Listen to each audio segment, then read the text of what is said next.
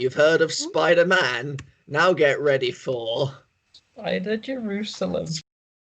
He is a DC Comics hero from Transmetropolitan. Dun, dun, dun. I've never heard of him before. He looks like this. He has no hair because of a malfunctioning cleaning unit. There's no other information.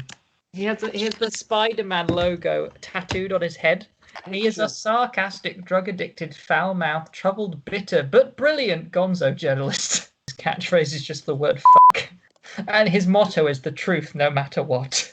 The truth no matter what. Also fuck. Jerusalem just keeps getting better and better. He's the 45th best superhero of all time. Patrick Stewart's favourite superhero, and it's weird that the internet knows this. He wrote a news article about the election of Richard Nixon. It was an 8,000-word essay with just the word in it, nothing else. He has a gun. The weapon itself is called the bowel disruptor, which can be set to the setting fatal intestinal maelstrom. The victim has a bowel movement so dramatic and agonising that it causes unconsciousness. It's watery diarrhea to complete rectal prolapse. Here's a tramp stamp that says "Kiss here." He's my new favourite superhero.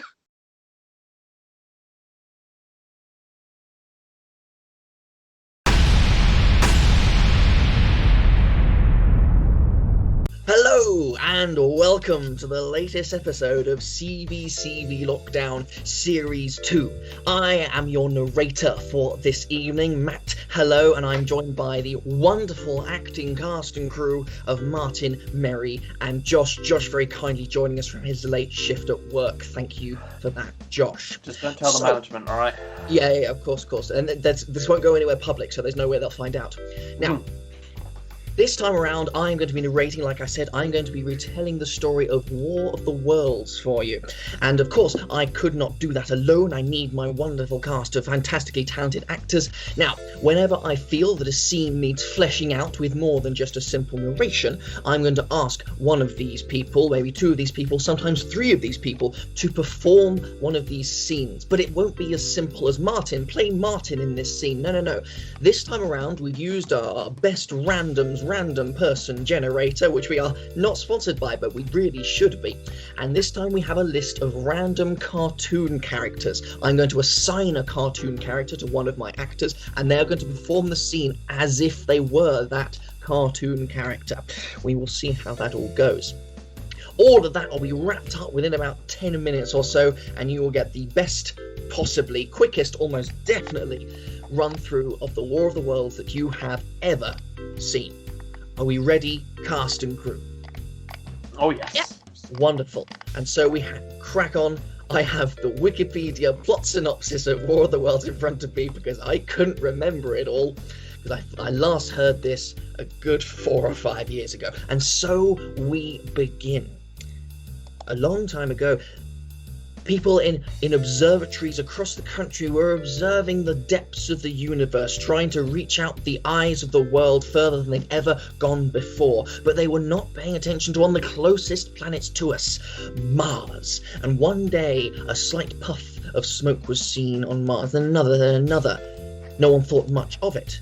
In fact, two of the earliest observatories to see this communicated regularly, and here we're going to see a conversation between two of the astronomers observing the sky, seeing these puffs of smoke on Mars but not really thinking anything of it.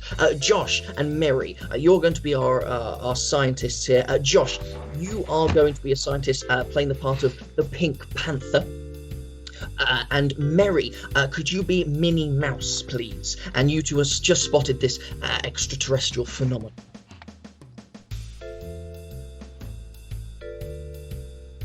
Oh boy! Look at all that smoke! Well, gee, that's an interesting thing to see off a planet. You don't see that every day. No! I wonder what it is! I'm sure it's nothing world-ending or apocalyptic. And scene.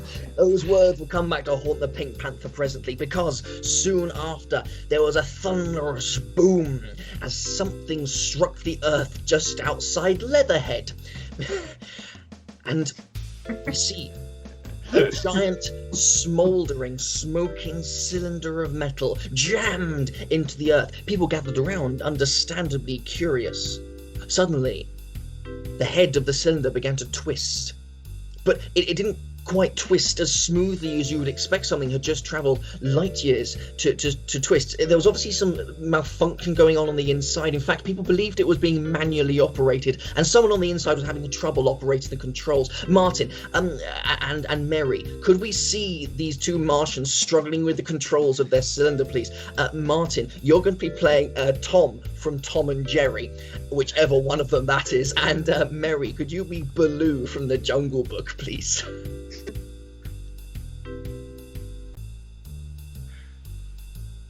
It's stuck.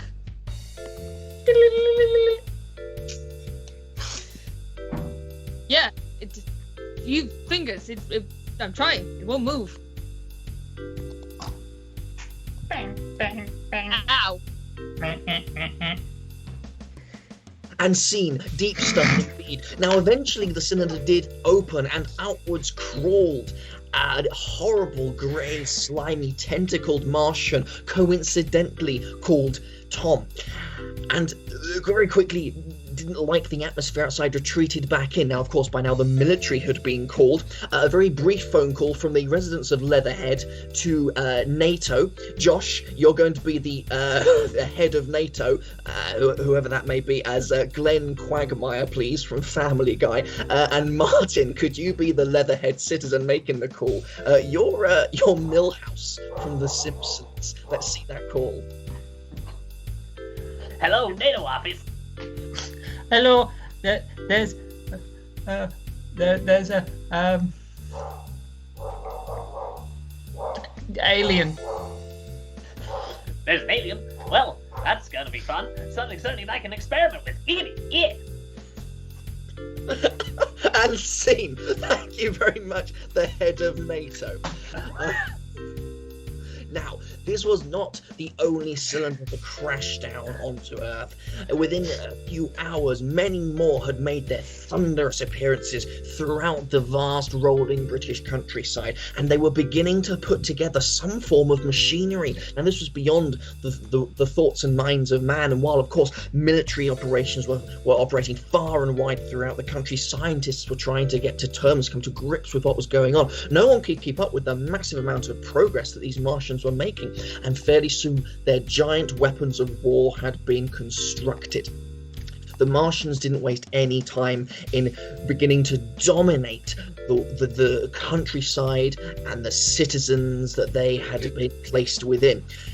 But of course, it's not easy operating an extraterrestrial machine of destruction. Now, they were operated in pairs. One was a navigator and one was the operator. And just like rally car driving, the navigator was very much the key part of this. Now, here we're going to see a scene from inside one of these machines.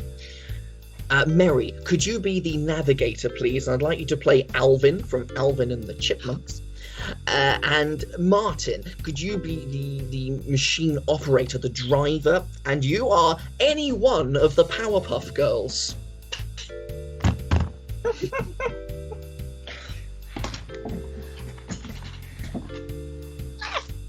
gotta go left.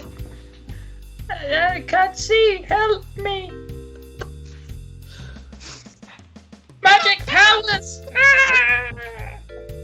I can't help. My legs are too short. My legs are tiny too. I'm a tiny little girl. We should not be in charge of this. No, superpower fly instead. Yay. And scene. They got through the teething problems fairly swiftly, and these giant stalking monstrosities of metal and iron, or whatever passed for those metals on Mars, began to take over the land. Anything that got in their way was struck by their terrifying heat ray, reducing anything in their path to ashes. Scenes of horror and death and destruction were widespread. In fact, one particular anecdote told after all this had happened told of how one family made a very narrow escape from a building that was collapsing. It was a harrowing tale. Josh, could you please be a awe-stricken and terrified head of a family? Could you please be played by Thumper from Bambi? And Martin, I'd like you to be another member of that family, not the head, but perhaps an elderly relative. You are going to be played by Phineas from the hit television's cartoon show Phineas and Ferb. And Mary, could you be yet another member of the family, perhaps a trendy know-it-all sort of teenage child? Could you please be played by Jerry from Tom and Jerry? Let's see how this played out, perhaps after you've just escaped the wreckage of your house. Whoa, gosh, that was a close one, but it looks like we all made it out in one piece, huh? Hey, where's Parry?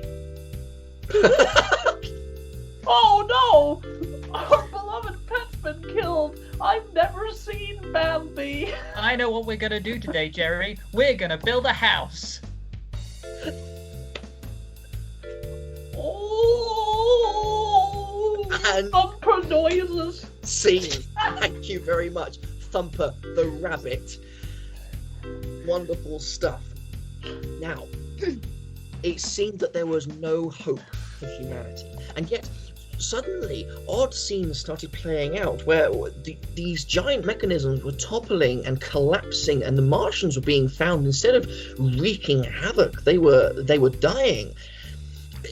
They couldn't understand what was going on. Mary, could you please play a dying Martian, please? Martin, her erstwhile companion, unknowing of the true horror of what is currently striking them down. Now, bear in mind, you're a horrible organism of death, but do try and be, grief-stricken. Mary, I'd like you to be Abe Simpson from The Simpsons. That's the grandfather from The Simpsons. Be an old man. And Martin, could you be the Joker, please, from Batman? I think I might die soon. It's not funny. I can't evade people if I'm dead. Do you want to know how I got this smile? Not really. Unfortunately, I can't not smile because it's carved into my face, so I can't grieve your death. And scene. This so ended this terrible play between one Martian who was very really dying and another Martian who wouldn't stop quoting movies. Now as it turned out, it was the common cold, this deadly pathogen to the Martians, but utterly harmless to humans, that was wiping out this invasion. And soon enough, the Martians were all dead. And so the massive clear-up operation began. And so the final scene, which is definitely the way the actual story ends, is between the Leatherhead City Council and the Binmen, who are now required to clear up the Martian wreckage. Josh, I'd like you to be just a representative of the Leatherhead City Council, please. And I'd like you to please be played by Angelica Pickles, who I believe was one of the Rugrats. Okay, yes, I know the one. Excellent. Martin, a long-suffering bin man, please, or bin person, played by Eric Cartman, who is of South Park. And Mary, Martin's long, trusting companion in all his binman duties, a Tasmanian Devil. Not the Tasmanian Devil, a Tasmanian Devil. Let's see how this scene plays out. You're interrupting my playtime! Why on earth are you coming in here? What gives you that right? Oh, geez, Mr. Councilman. You know, you wanted us to bin all of the Martians. Well, I have something here for you. This Tasmanian Devil. How an actual Tasmanian Devil my face? And scene. And so ends the tragic, awesome, and utterly incomparable tale of the War of the Worlds. Thank you ever so much for tuning in. We hope you enjoyed this story. Thank you to the wonderful cast and crew. Josh, thank you very much for joining us from work. I hope the rest of your shift goes well. You best get back to that. It's fairly sharpish. Do please tune in next week for the next episode. In the meantime, stay safe, stay smiling, and stay distant. Thank you very much, and goodbye for now.